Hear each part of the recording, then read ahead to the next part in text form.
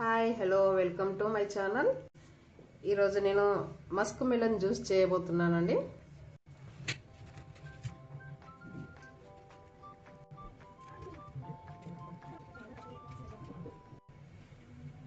చూడండి, అన్నీ ఇలా ముక్కలు కట్ చేసి పెట్టుకున్నాను కదా, దీంట్లో మిక్సీ జార్లో వేసేసుకోవాలండి. అన్నీ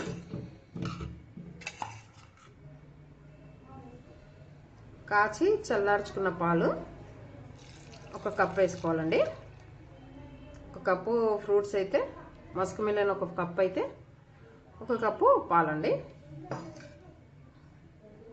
తగినంత షుగర్.